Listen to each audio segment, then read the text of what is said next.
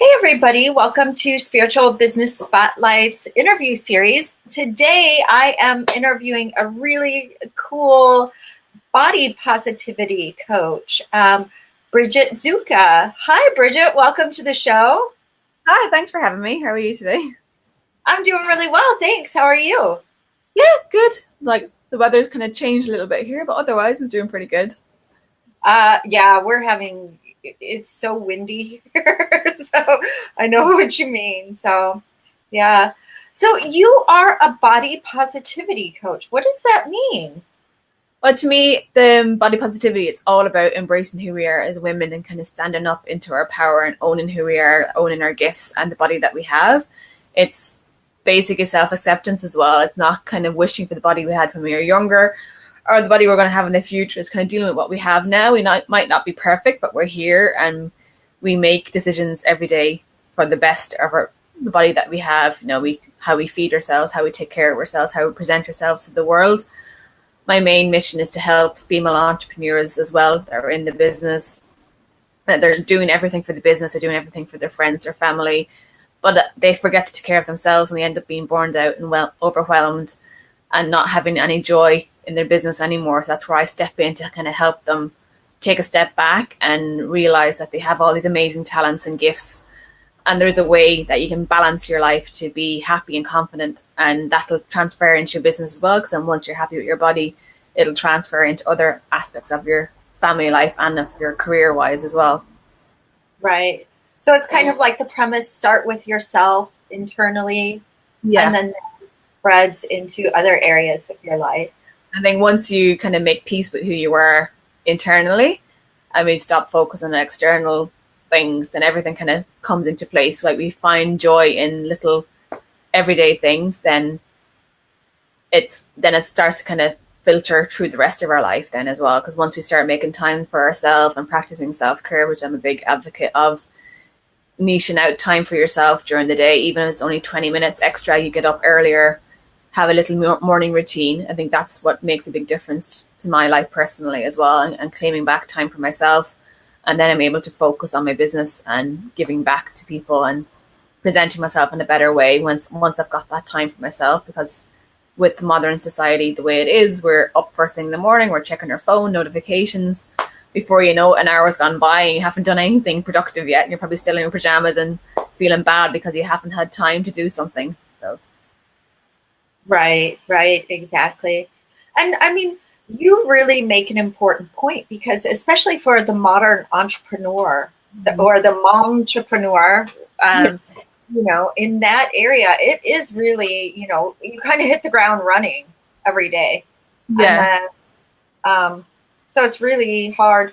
Now you do, like you said, you do a variety. So you focus on carving out time for yourself and self-care, diet, also presentation and exercise, or tell me a little bit more. It's kind of like a holistic approach, so it's kind of the links between mind, body and spirit as well. So like I'd recommend people to have some kind of a morning routine, whether that's 10 minutes or 20 minutes, and in part of that routine, the first thing that I do every morning is do meditation, whether it's like a 5-minute one or a 10-minute one. You can Google quickly on YouTube and find one, or you can find someone that I've done programs as well, like people that I've worked with in the past that have guided meditations you can listen to. So 5 or 10 minutes of that, and then have like a nutritious breakfast, and then go out to the park, go outside, get into nature.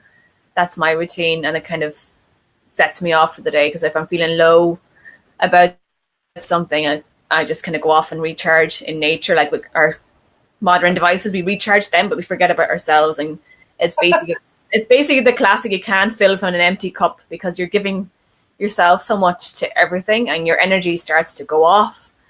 And then you're wondering why you're so tired every day if you're spending hours and hours online doing crap that's nothing to do with your business, or not being fulfilling like what you should be doing for your everyday life, whether it's your family, your partner, or whatever else you need to get done in your life. Going on Facebook for 4 hours a day isn't going to be achieving anything if you're just endlessly scrolling and looking for ideas and trying to get inspired.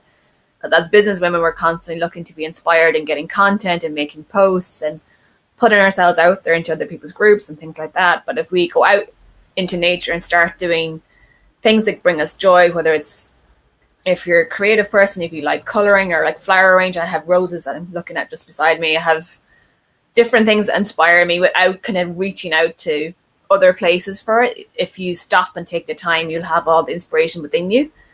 So it's kind of dialing back to like what's important and not getting so stressed out about where those ideas are going to come from, that you have all the information inside.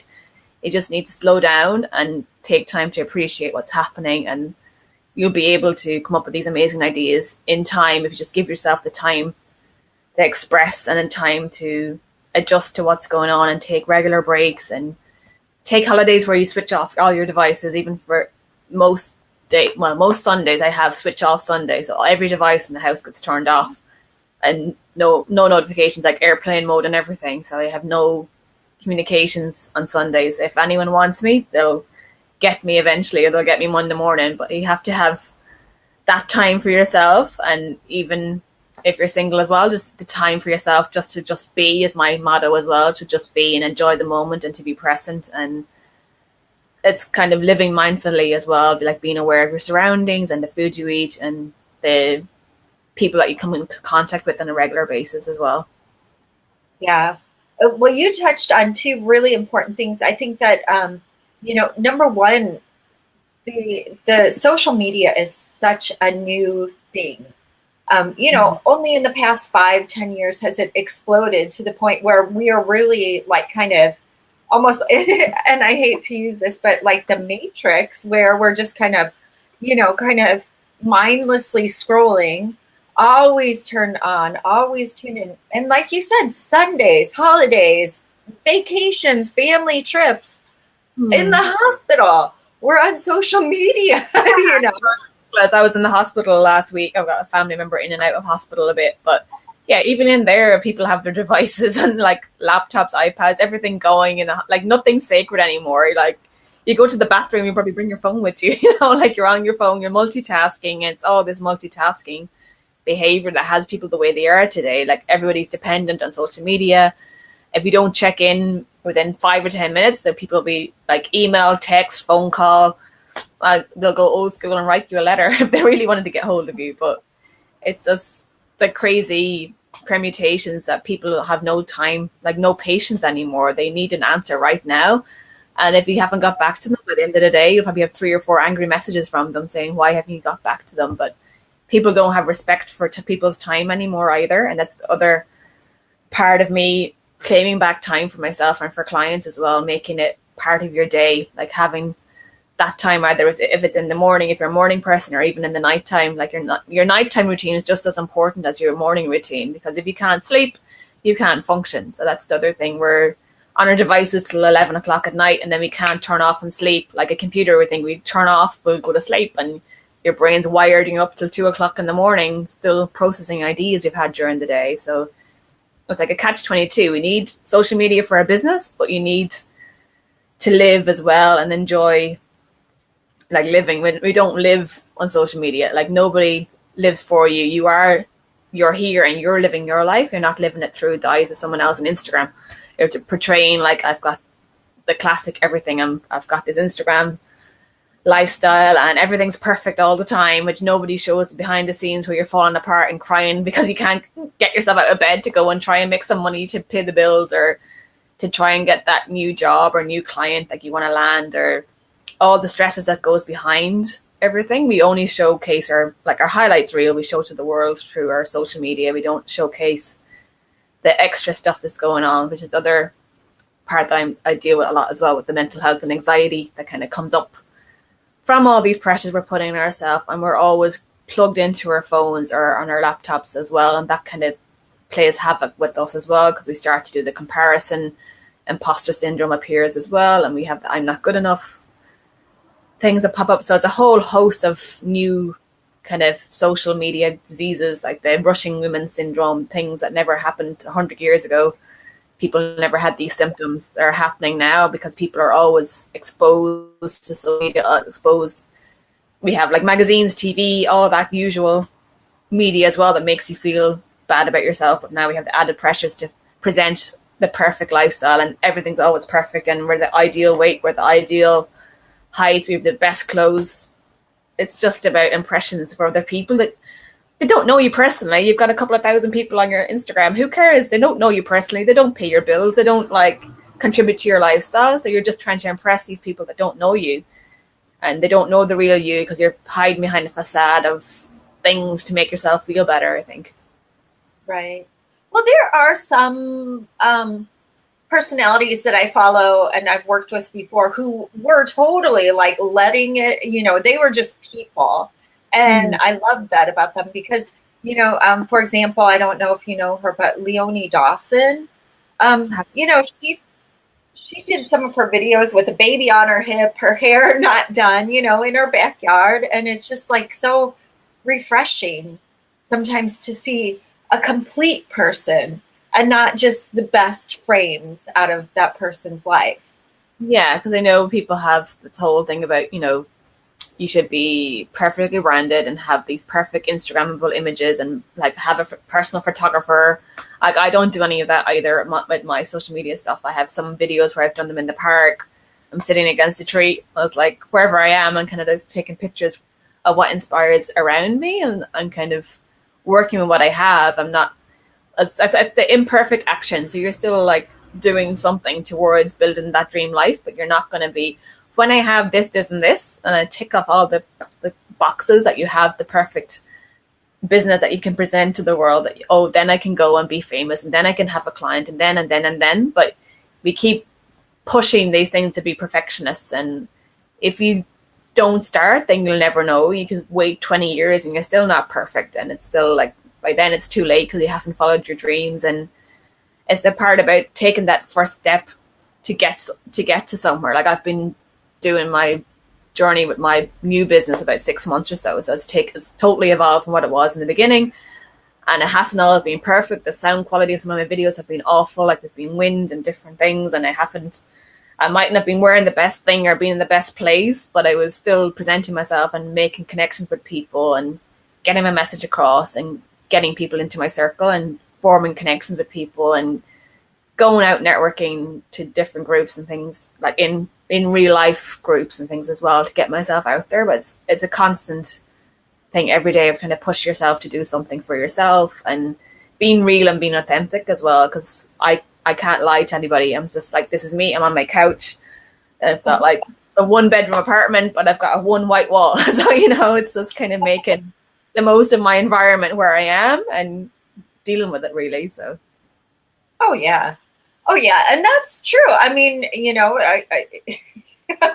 I'm in my front room. My coats are hanging right here. I'm just like kind of set up a little space, but I think that you're really bringing up some awesome topics too, because, people think that they have to have this studio with all of this branded matchy stuff. And of course, some of the people who are, Denise Duffield Thomas, for example, or Marie Forleo, they are to the point where they do have the studio, but they did start somewhere, just like you and I, where we have fancy ring lights and different things. Like I've got daylight coming in, so that's why it looks good now. But you can get fancy lights and £10 or whatever it is to get like a better lighting, or you can get like perfect hair and makeup. Like I don't always wear makeup for lives. Like I just put on a little bit because I'm doing this today. But you can just jump on the way you are in your tracksuit bottoms and your hoodie, whatever makes you comfortable. You don't have to present to somebody else because that's not you. And if you're in business on your own business, people want to buy from you. They're not going to buy because you've got the best handbag in the world or you've got the best jacket or the best brand. They're buying from the person, and it's learning to build that element of trust with the person as well. And then you're going to buy from them and do business with this person. Like I'm not going to go like, oh yeah, I'm going to go out and hire a $400 Fendi handbag or something.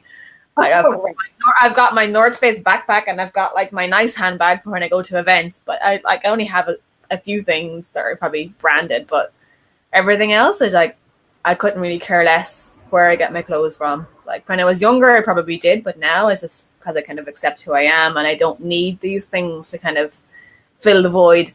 And that's what a lot of things are in society these days. You're filling the void because we're not happy with ourselves or our bodies, with our lifestyles. We go out and we spend a couple of $1,000s to feel better about something, and that kind of temporarily lifts you in some kind of a high. But then you wake up and you realize, oh, why did I spend so many thousands of dollars and your house is full of clutter and your house is full of stuff that used to be money. So it's kind of, it doesn't make sense at the end of the day. You're kind of giving yourself a kick when you could have done something better with that money instead, like do it for experiences or to go and do courses that'll help you get into the area that you want to be in your life. So right. So or working with a coach like yourself who can support. Like a coach as well. You can put money into working with your dream coach, and they'll help you get on track quicker. Like you don't have to go and like go to the fancy restaurants all the time or go and get your coffees every day to make yourself feel like you're functioning. You can, there is like ways and means with living in your own means that you have as well. Because what I do with the whole nutrition wise as well, because I practice intuitive eating and I discuss that with clients and that as well. That's where a lot of our body issues stem from, is our eating habits as well. Because we're perpetuating cycles as well. We're feeling like crap, so we eat crap and then we don't feel enough. So if I go and buy this cake, I'll feel better. And the sugar high will wear off within a half an hour. And then you'll be left with like excess weight in a couple of weeks. And then you'll be trying to shift that or join a gym that you never go to after a month because it's not you. It's not your natural body shape. You're forcing yourself to do something that's not you. You're pushing. It's kind of like a punishment, torture kind of reward system going on as well. Like if you convince yourself, oh, I'll go to the gym every day. I'll be there at 6 a.m. every day. I'm going to do an hour's workout every day. I'm going to go. And you might go once and then not go again for a week. And it's not going to work if you don't do it consistently. You just need to find something that works for your lifestyle and your body type as well. And then once you crack the code, then it'll be fine. Because with intuitive eating, if you listen to your body, it tells you what you need. You just have to like listen into it and stop putting in excess like ingredients that we have in processed food and different things as well. It kind of starts messing up with the pathways between your body as well. The neurological systems and that get kind of downgraded by the sugar high, because sugar is fake and it'll just send your blood sugar levels through the roof, so your body can't process whether it's hungry or it's tired or it needs sleep or it needs water. There's most of the time when we start to get stressed out, we start feeling like hungry but we're really thirsty and we don't drink enough, and then we're reaching for the nearest coffee and we've had about 5 coffees and we're still like figuring out why can't we function, and then it's bedtime and then you can't sleep because your body's wired. So it's all interrelated, but nobody takes the time to stop and listen to what's happening. And that's why I think we need to go back to the way it was like previously, like previous generations that like worked. They had hard jobs. Not saying that we don't have hard jobs now in modern society, but we do have various stresses. No matter what job you do, every job is stressful.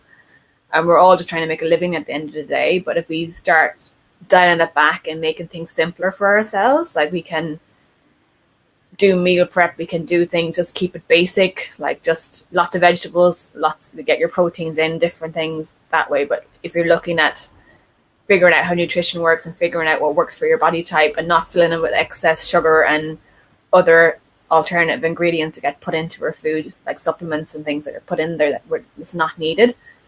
If we just take the time to kind of figure out what works for us, and then we know we can keep eating that food, and that can be fine. Like, not to say that you can't have your cake or your biscuits or whatever it is that you like, but you can have them in moderation, like once a week, not every day, or once a month, like not, or have it like a reward system for yourself as well for things, but it's not making them all food based. Like once you do this gym workout, oh, I'm going to go and have a Snickers, I'm going to go and have this massive ice cream.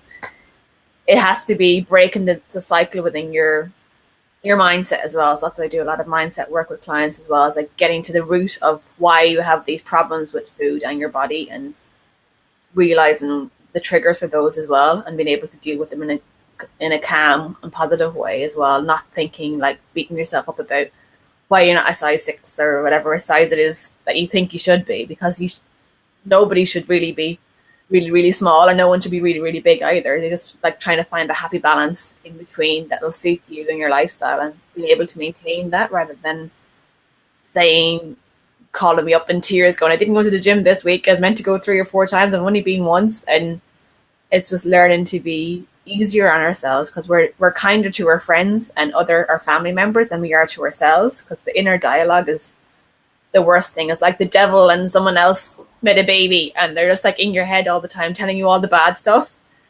But you need to learn to break the cycle and get positive about things and flip the negatives to positives and being able to deal with what you have and work with the body you have and being able to fit that into your lifestyle. Oh yeah, definitely.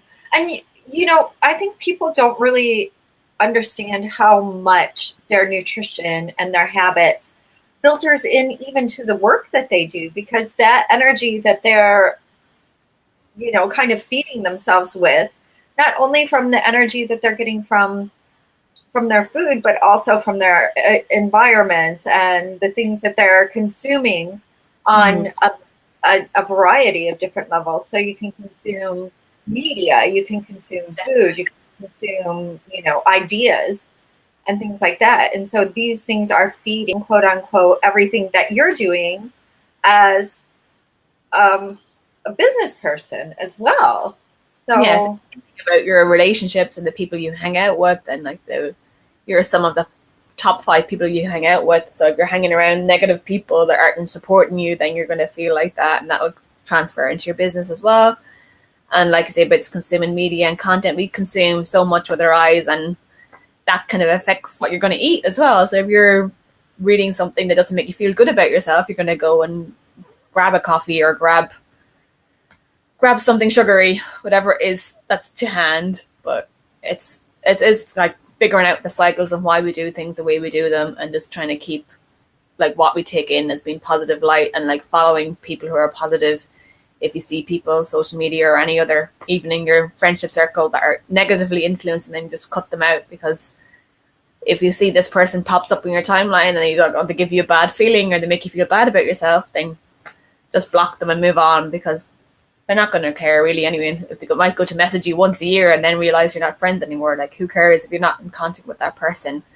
It's all about your mental health and making sure that you've got all the tools you need to progress, and you don't need negative influence in your life. You're only here for a short term, even though some people live for 100 years. It's still a relatively short time. We just need to like feed ourselves the best like content we can with like what we read, what we consume on social media or like on online world or magazines and TV. Everything that's around us, we can consume it in some way.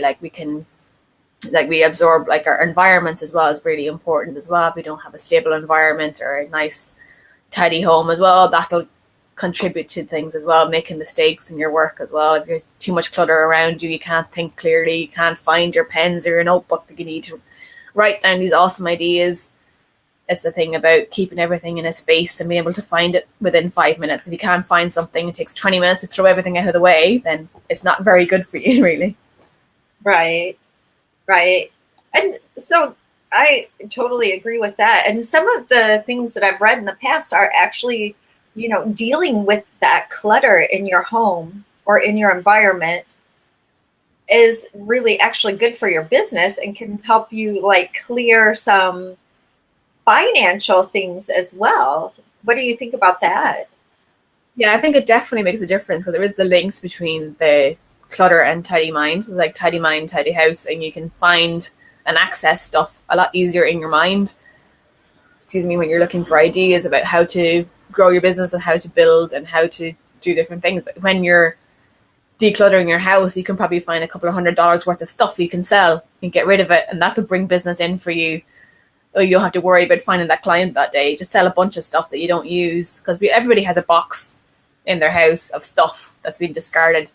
At some point you're going to sell it or give it to charity. You have to go and time box it and go, okay, well, I've got 1 month I'm going to sell, and if it doesn't sell, just get rid of it, because it's sitting there probably for years and years and nobody's ever used it before, and it's just sitting gathering dust. And if you get rid of that space, it'll kind of open up room within your house to breathe and to be able to make new ideas, and that's what transfers into your business then as well. Because when you're feeling less stressed about your household environment, then it'll transfer across and you'll feel better about being able to be more capable and run your business more streamlined as well. So we don't need 20 million ideas like in a business. You don't need 20 million things. You just need 3 or 4 solid ideas.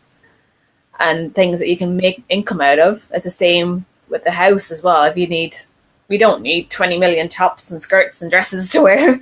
We only need like a small variety of things to wear. We only wear 20% of our wardrobes anyway.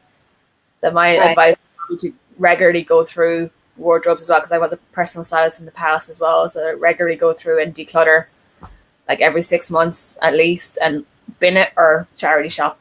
Just get rid of it, because it's not doing any good anyway. We all just go for our favorites most of the time anyway, and you forget about those yellow tops or green tops that you haven't worn in a few months or stashed down the back of the wardrobe somewhere.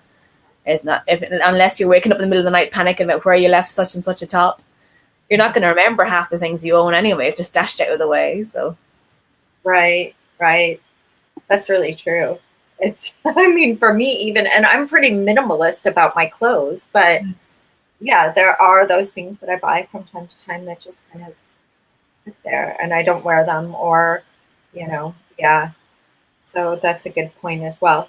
So you take a really multifaceted approach to working with people, from what I'm hearing. Yeah, well, my background's been quite multi-talented, I suppose, as well. So I've been, like, my day job background was IT. So I've been like a graphic designer and developer, and I've been UX, like user experience people as well. So I kind of have a like people background thing as well. So that's quite technical in some aspects, but I've always been creative as well. That's probably why I approach my business in a creative way. So I'm trying to approach it in a holistic way so I can tailor make packages that will suit women. And I'm a woman myself as well. I've done a lot of different things. I've lived in 7 different countries. I've solo traveled a lot as well. So I've had various things I've had to adapt to as well. So I guess that's what makes me adapt to businesses. And then I can usually find something to relate back to my clients about stories that we have in common, and I'm able to help them and see the bigger picture and what they're going through, because I've probably been through a lot of it already, and I'm able to see what I was in the past, like their story now that they're coming to me about having issues with their body image and self-acceptance and things. That was me probably a couple of years ago, and I've come through the other side, so I can show them that I have the solutions, that I can fix the issues that they're having or any problems that they're having with body image as well, but also dealing with the mindset and the overwhelm and the burnout that happens when you become an entrepreneur as well. It's like, how do you keep the fire going? How do you get up every day and like do your own business and build yourself up to keep going? So I've been through all the hurdles kind of thing. So I've survived. I'm out the other side, so I can show people the steps to get through it and come up with programs that'll like do like one-to-one stuff as well, but also do group programs as well at a later date too, and doing in-person workshops and retreats later that will be announced later on during the year. Oh, wow, that's cool. So getting together with a group of women and kind of giving them a program that they can work through. I have one online program that will be like 3-month one, but for retreats it's going to be over like a long weekend, so like Saturday, Sunday, and then Monday to do yourself. But it'll be 3 intense days with myself and some colleagues as well that are into different aspects of holistic healing as well. So we have like NLP and Reiki and crystals and meditation and like maybe some yoga practicing as well, but it's all the kind of holistic mindfulness kind of aspects that kind of help everything come together and helps you kind of get back in a more even keel and get balanced again. So it's like taking time out for yourself to just figure out what it is that's going on in your life, because we just get bombarded by so many things we have to be doing every day in a day-to-day basis, especially as a female in business. You're always like 1,000,001 things to do, and about 5 of them get done. Right. We just get really hard on ourselves and beat ourselves up all the time. So I want to just do these retreats to kind of give back and help women get on with life. And like, we're all awesome. We have all these amazing skills and ideas that we have going on, but we don't take credit to step back and reward ourselves for these things. So I wanted, it's going to be like the total body transformation retreat. So when you go in, you'll be able to go and experience this with other women as well. So we'll keep it small numbers as well. So afterwards, then you'll have a total transformation, like a different way of looking at things as well. So it'll only be short and sweet, but it's a couple of days away from everything and all the life stresses going on in a nice environment, and surrounded with women and the sisterhood of women being able to encourage each other and share our stories as well. And by sharing our stories, it makes us feel more comfortable, and we're able to kind of get on with life and realize it's not that bad, that we have all these other women are in business as well and we're all struggling, but nobody really admits the other side of it. But we can help and support each other to get through it, and we know that you'll be able to live your life on your terms and be able to be amazing. And that's what I want people to be happy and accept the body that they have and be able to deal with it. And as a result from that, then that will transfer to their business, and then they'll have a great life work balance as well. Right. And so it's basically like learning how to balance their energy, how to bring more mindfulness and harmony into their daily lives, and also allow that to kind of feed their business as well. Yeah, I know you get the mindset right and get your lifestyle balance right, then that transfers across into your businesses. Once you feel comfortable in who you are as a person, as a woman, and you're feeling confident in your body, then that'll transfer, because especially with the way a lot of female businesses are led these days, a lot of it is on camera as well, like go lives and various interviews and different things. So if you're not presenting as your best self, like how are you going to get the clients that are going to trust in you and invest in you if you don't feel good enough the way you are? Like, how does that transfer to your business? Then you're not going to feel comfortable to make the sales. At the end of the day, we're business women. We need to make sales. We need to live. We have houses to look after. We have to live and pay our bills like anybody else. So we deserve to get paid for that, because it's an exchange. We're helping women solve their problems. It's an equal exchange then in the end. And it's learning not to feel guilty about accepting payment as well, because in my kind of field as well, we feel a bit guilty. We're charging people for something, but we are providing a service as well. So it's getting that mindset service industry right with female entrepreneurs as well, that we do deserve to make a living from our skills. These are the gifts we've been given, and we deserve to get paid for it. Right. And I think too that like the whole self-love feeds into that as well, into that worth and value, because too many people are just like minimizing their talents, minimizing the value of their time, minimizing their own, and making themselves smaller. And so they're really doing a disservice to themselves with their reach. Yeah, I find that happens a lot as women. We get told like from like a very young age, like to like be in your box kind of thing, like stay like be pretty, look pretty, and be presentable, and don't speak unless you're spoken to. And then when you break out of that mold and people are like, what's wrong with you? Why aren't you back there? Like, it's kind of learning to like accept like who you are as well as a woman and as your place in society, because like people have the old stereotypes, you know, like you're a housewife, you're a wife, you're a mother, you're a partner, whatever role it is. But women are never allowed to just be like, I'm Bridget, and like I am enough as I am. I don't have to be defined by my husband or by a partner or by your mother, by your father, like what family you came from, what high school you went to, what degree you have. As women, we find ourselves having to justify our places in society. If you have a job, you justify why you're there, why they should pay you. If you're in another retail job, you're meant to feel bad because people don't respect you, or in like different industries, people don't respect women. We're like, well, I have a degree, I have this, and this, and this. I'm only doing this job temporarily until I get to somewhere else. But you feel like making excuses to other people, and it's just crazy. You end up trying to make other people feel better about your position, when you should be like, you're working, making a living, and you're contributing to society. You're paying your taxes, you're doing everything, and you have enough to live, you have enough to eat. It doesn't matter what your job is. You have money, and we're all struggling to get by in some aspect. We don't have to be millionaires, even though it'd be nice sometimes to be able to go off and do what you want when you want. But it's a lifestyle at the end of the day, and we're all on this earth at the same time. We're all just trying to make a living and get by. So I think it's just realizing that we're good enough the way we are. That's the main other tool as well that I hammer home to clients as well, that you are enough as you are.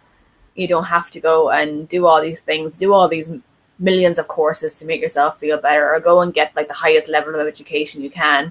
Not everybody has access to degrees. Not everybody that has a degree ends up in the job that the degree is about. We do degrees when you're 20 years old, and like, you're not going to do the same job the rest of your life. It's a natural progression, but then we feel bad if we beat ourselves up. We spent lots of money getting educated and we're not working in our area even remotely.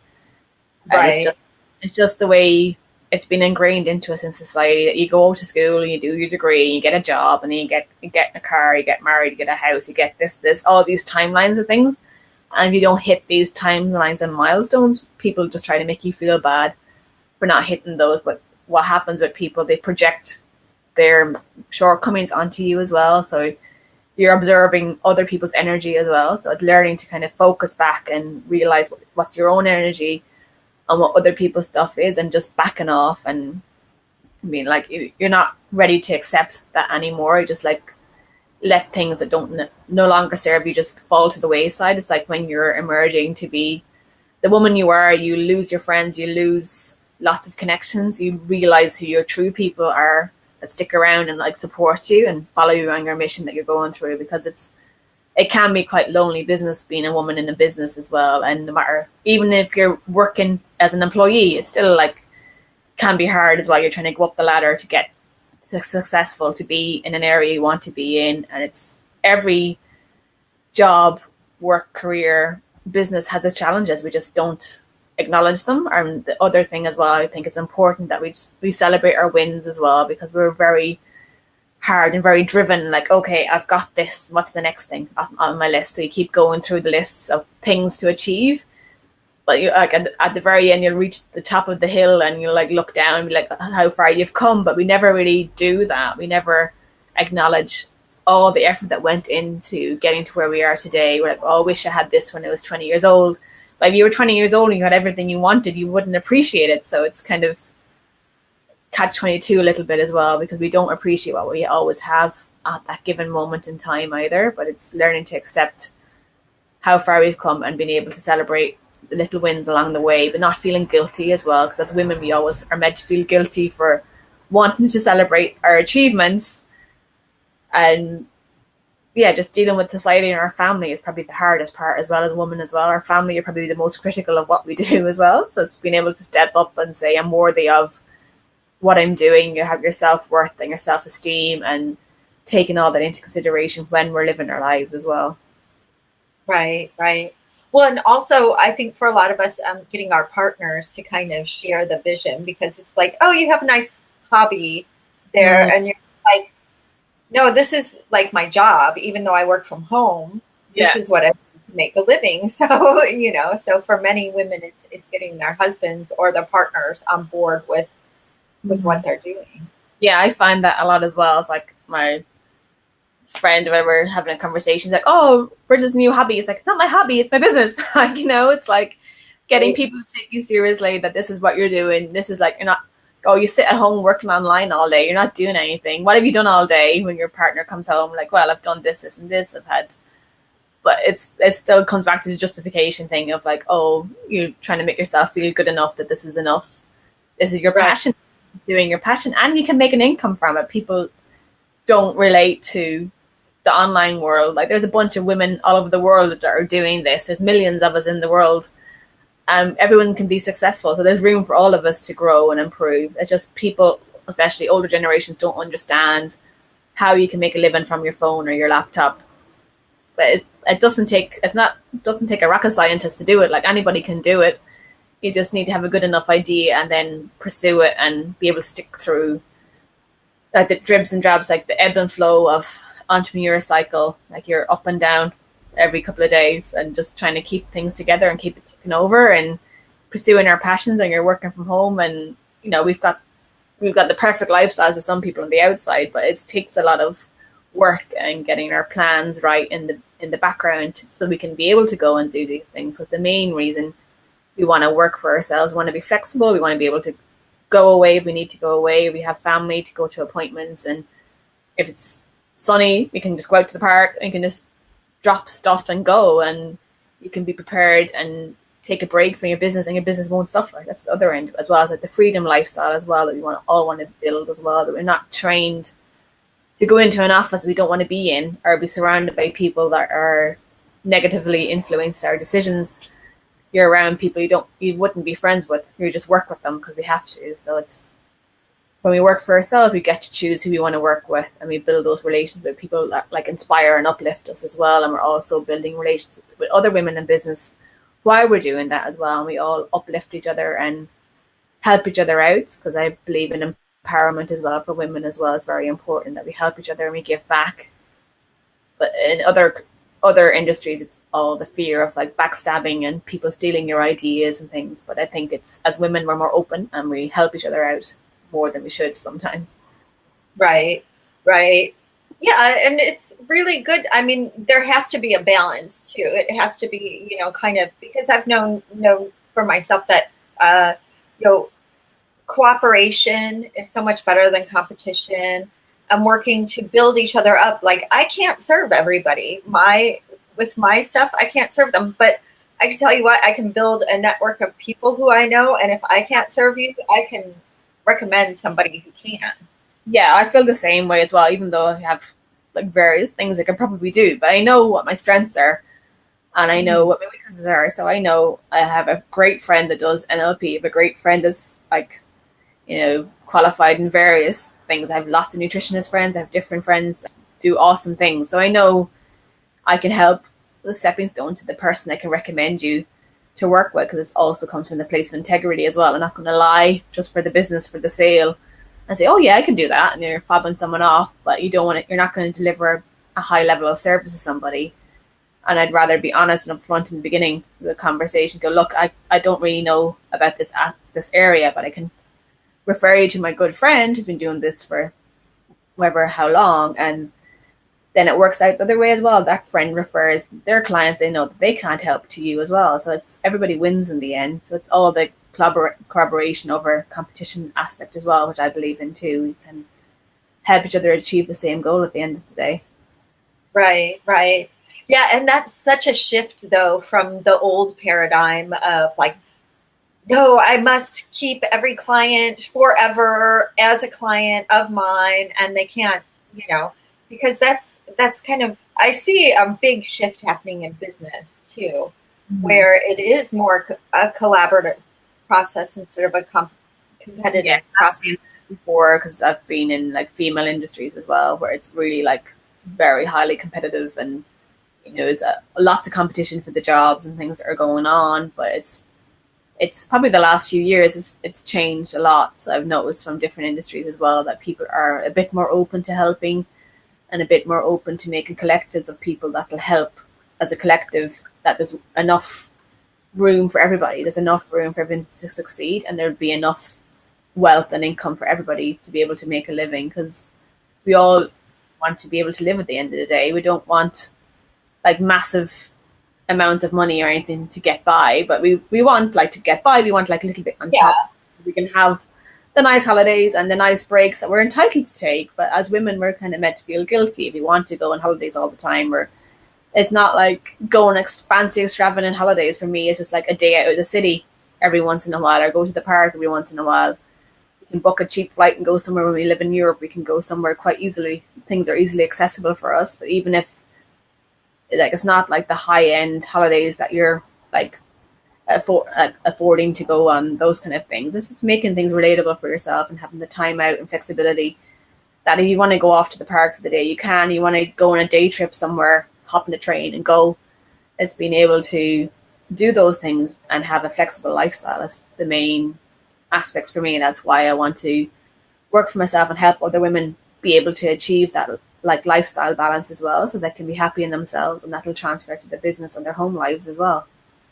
Right, right. And I love that you're bringing up like a little bit of a perspective shift as well, because I think that, aside from the perfect size 2 body or whatever, or perfect size 6, we'll say size 6 because 2 is, but, all of these, like I make 7 figures. I have a Fendi. I drive a Porsche. And it's just like, we don't need all of it.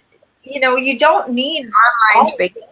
It's populated with all these people promising I can help you make $10,000 a month. And like, that's great. But like, really, I don't think that's going to happen. Like, it's not realistic. And they're perpetuating these like lifestyles are not realistic to everybody. Like, some of us can go out and make that much a month, and some of us could make it in a week. But it's kind of ethically and everything else, your integrity, like what are you going to do to make that? Like, it's, for me, it's not worth that extra hassle. I just want to be like in a comfortable space and give back in a way that makes sense to me, and I'm helping people, and it's an energetic exchange with those people as well, where we're both getting something out of it as well.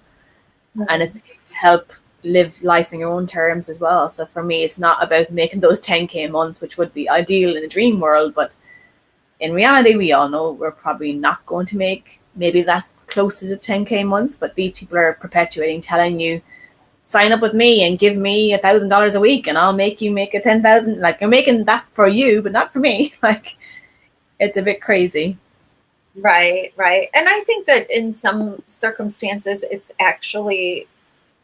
it's making those people who are working and putting in the effort, kind of feel bad about what they're doing, because really they might be doing well. They might be having $3,000 months or $5,000 months, but because they're not at, 7 figures yet, then they're like, oh my gosh, I must be doing something wrong, even though they have a comfortable. That's the kind of way that these people work. They're kind of guilt tripping people into, like, you should be making this, and why aren't you? You're not making it because you're not on credit card debt and you haven't sold your house to invest in me, and all of these sly kind of underhand methods people use to get money out of people. And it's being dishonest, and I don't like that, and you don't buy that. But I know there will be some people out there that will grab these coaches that are like promising to give them 10K months, and these poor people are going to end up in like loads of debt and stuff because this person promised them this amount of money. And yeah, it's just how the world works. Some people just don't have any qualms or ethics about how they make their money. Or Right. It's kind of, it is what it is, I guess. But I don't like that kind of way of dealing with business. And everybody's been burned. I've been burned in the past by stupid mistakes that I invested in people which didn't lead me anywhere. But everybody's probably had an experience like that they paid a lot of money to somebody who over-delivered and under-promised. So it's kind of learning to trust the right people that are out there that want to help you and help you succeed, and being able to do it within your budgets as well, because there's no point in putting yourself into a massive debt for something that's not going to happen. So Yeah. I read this, I think it's called the Millionaires Path or something like that. And it was such a refreshing, thing. Instead of being like, I believe I can make this money, so I can spend this money because I believe that I'm going to make it back, and then getting in all this debt, this guy was like, no, figure out where you're at, figure out what you have to do to survive right now and to pay your bills and to make a little bit aside. And then once you're at that level, then go to the next level. Don't start all the way at, negative, don't start in the red so bad, kind of. And it was so like refreshing, because a lot of coaches will say, yeah, you should, if you need to take out a couple $1,000s worth of loans or put it on your credit card, yeah, you should do that. And if you really want it bad enough, you'll find a way to cover it. And it's just like putting that stress and pressure and guilt and then hope. And then, if you don't do it, then you just like bury yourself in debt. It's as bad as clutter. yeah, I think people are already in a ready, and they're trying to make the living about paying this person, but they're already in a bad space. They've gone to this person desperate, and they're in a desperate mindset as well. So they're not thinking clearly, like, okay, I can't pay my bills, I need to make money fast, and they're going to invest this thousands of dollars in this person, not people heard who this person is in the past or researched this person and had the time. But this person's been really clever about their marketing and like, oh, if you're not willing to invest your house into my program, then you don't want it bad enough. Kind of like what you're referencing. A lot of people are kind of pushing at the moment as well. Like, you don't want it bad enough. You're not willing to get into $10,000 credit card debt. Then you don't want your business bad enough.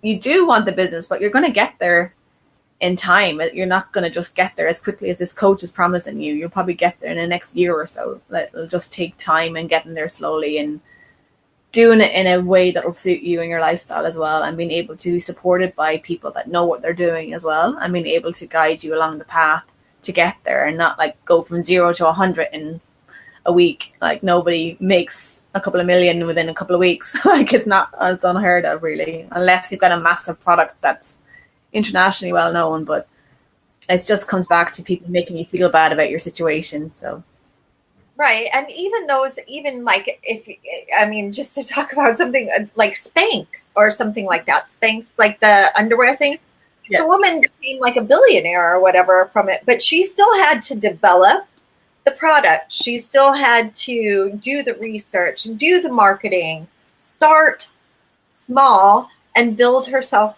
up, even though it looks, from our perspective, it looks like, kind of an overnight success.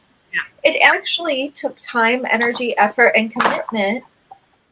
Sorry, I got stuff here, but to get to that space. And so thinking that it's just from one moment to the next is really very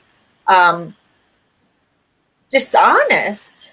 well, that's everybody forgets about the effort and stuff that goes into success. It's not like nobody is really an overnight success. It could take 10 years to kind of get an idea from seed to being a product. Like it could take, even when people are starting off being coaches, it could take you like 2 or 3 years until you're making a couple of $1,000s a month. The first couple of years you might be making a few hundred or 1,000 a month, or it's not guaranteed that you're doing something you're going to make a bucket load of money easily, because nothing is easy in this life. Even if you're working for a boss, it's never going to be easy. It's all about the mindset and dealing with what you have at the moment and learning to work with the ideas that you have and how you can make money at the moment, given the tools you have and what you have access to. You don't have to go invest in billions to make a little bit of money. So, right.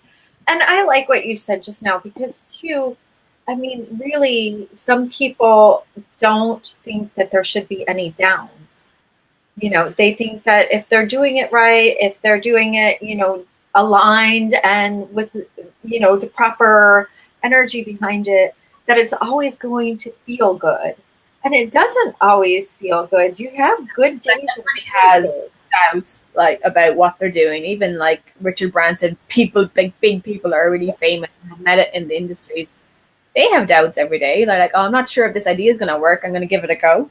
You'll try it, and if that idea doesn't work, you try 10 million permutations until one of them sticks, and then that's going to be your $1 million idea. But that idea has come over years and years of research and planning and figuring things out and going off and getting inspired and trying something again. But it's kind of the get up and go that people have as entrepreneurs to kind of just keep going and pushing to do something else. But it's also knowing your worth and knowing your limits as well. You can't work 24 hours a day every day, and figuring out what works best for you as a person as well. If you're a morning person or afternoon or nighttime, we all have different parts of the day where we get really focused and we get stuff done, because when we're doing stuff, we're getting distracted all the time by various sources coming in and out. So I think it's learning to be productive and using those techniques that we can kind of learn along the way to get done and use what we have to make the living that we want to make and we deserve to make. Right. So Bridget, just to wrap this up, how can somebody get a hold of you if they wanted to work with you? Yeah, I can pop my links that I have below as well. I have my Instagram, and I'm on Instagram and Twitter and Facebook as well. And I also have access for discovery calls as well. If you want to hop on a quick call with me as well, we can talk about issues that you might have and things I can help you with as well. Like working on one-to-one programs as well. We could do that in the beginning just to kind of get a handle on issues that was cropping up in your lifestyle as well. And then I'll also have the group programs at a later date coming out as well, but I can provide you with the links for that. So my Instagram is the Body Positivity Coach, and my Facebook page is the same as well. So it's facebook.com/the Body Positivity Coach. And I can drop a link for my acuity schedule after this as well. Okay, perfect. I'm going to... Okay, I've put that into the comments here. And I really thank you for joining me today and sharing your information, and such a great help, such a great, just the way that you present things and reality and being holistic about a person's life instead of just focusing on money, money, money, how to make it, Or people really. kind of get lost in the kind of money aspect, but it's not the be all and end all. I know money is important and it's there. It's an infinite source. We can get it. It's just how we approach it and how we put our mindset around things. But it's the holistic approach as well, because if something's not right in your mind, body, the connection, it's not going to work out the way you expect it to do, because what we're doing in today's society, we keep pushing ourselves to the brink of exhaustion. And I've had that as well. I've been like hospitalized for exhaustion and things as well. So, it's a modern complaint that we have, but it's learning to look for those trigger signs and taking everything into consideration. Also, I'm here to help women to be what they deserve to be. Like, I want them to step into their power and be the awesome women they're born to be. And I'll be there to guide them along the way. And if they want to get in touch with me, please get in touch and send me a PM or DM me on Facebook or Instagram. I'll probably get back to you within 24 hours and we can set up a discovery call and have a chat and see if I'm the right coach for you, and hopefully get to talk to you soon. Okay. So perfect, Bridget. Thank you once again. And I will keep in touch with you, and maybe we'll talk again when your group program is coming out. Yeah, sure. Okay, super. Well, thanks again. And thanks everybody for tuning in. My name is Sue Ellis-Saller, and I'm with Spiritual Business Spotlight. Today I was talking with Bridget Zyka, and we'll chat soon. Thanks. Have a great day. Bye-bye. Bye. Thank you. Bye.